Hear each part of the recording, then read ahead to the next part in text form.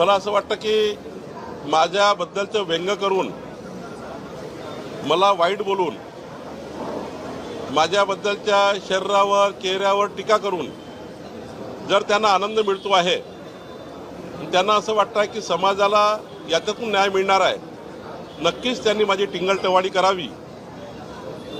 खरं तर मी कधीही वाईट वागलो नाही, कधी जातीभेद केला नाही. खरं तर मराठा ओबीसी याही वादात कधी पडलो नाही. पण जाणीवपूर्वक या ठिकाणी मला असं वाटतं की काय गैरसमज झाले मला माहिती नाही, पण या राज्यामध्ये महसूल विभागाचं काम आहे प्रमाणपत्र, जात प्रमाणपत्र देणं. या राज्यामध्ये मागच्या 3 वर्षामध्ये महसूल खात्याने देवेंद्र फडणवीसच्या नेतृत्वामध्ये 22,20,500 कुणबी मराठा, मराठा कुणबी जात प्रमाणपत्र आम्ही दिले आहे. व्हॅलिडिटी माझ्या कंट्रोलमध्ये नाही आहे. व्हॅलिडिटी डिपार्टमेंट हे अर्धन्यायिक आहे, ते सामाजिक न्यायाकडे येतं.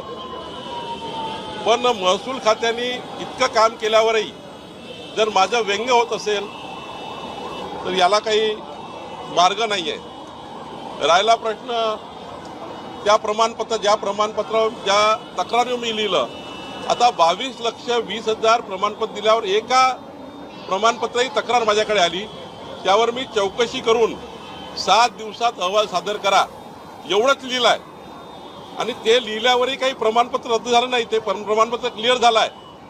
म्हणजे महसूल खात्याने एकही प्रमाणपत्र रद्द केले नाही. आणि आताही जेवढे काही कुणबी मराठा, मराठा कुणबी प्रमाणपत्र आमच्याकडे जात प्रमाणपत्र येतात, आम्ही रोज देतो आहे.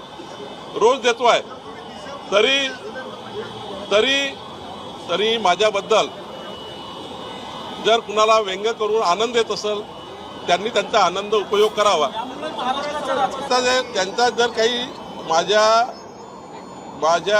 वागणुकीतनं किंवा माझ्या बोलण्यातनं, मी तर एवढं सांगतो, जरांगेजीचा जेव्हा मला फोन आला तेव्हा माझा हा प्रयत्न होता की इमानदारीनं काम करायचा.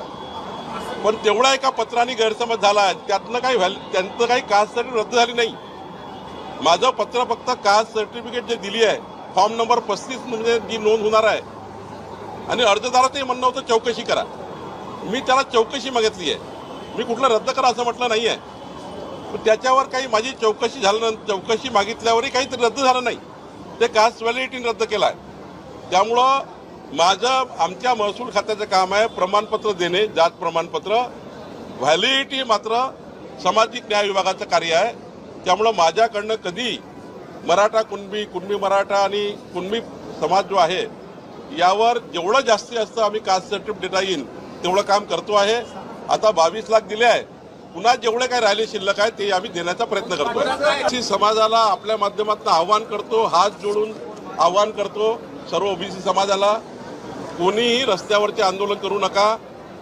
राज्यामध्ये कायदा सुव्यवस्था ही या ठिकाणी राखण्याची जबाबदारी सरकारची आहे.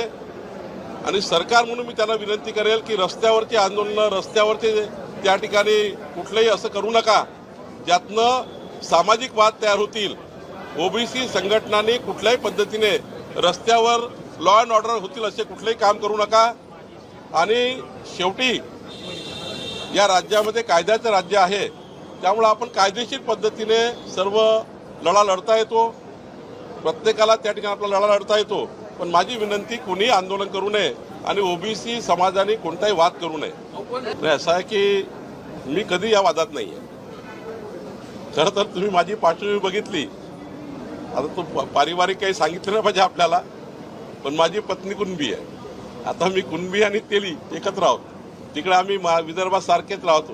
इकडे माझा मुलगा हा मराठी आणि माझ्याकडे मराठीची मुलगी आहे, आपली माझी सूनबाई मराठा आहे. आणि त्यामुळं कधी आम्ही मराठा कुणबी तेली हा वाद केला नाही. आणि कसं काय मी अन्याय करू शकतो? नाही आहे. गोष्टीचं वाईट वाटतं आहे की मी कुणाशी वाईट वागलो नाही.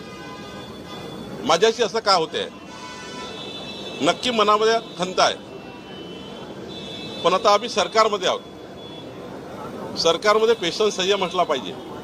सरकारी पक्षाच्या लोकांनी संयमाने वागलं पाहिजे.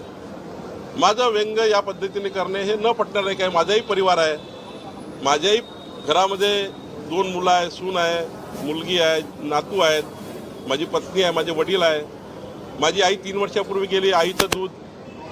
अशा वेळी मात्र ठीक आहे, कुणाला वाटतं चांगलं तर त्यांनी केलं.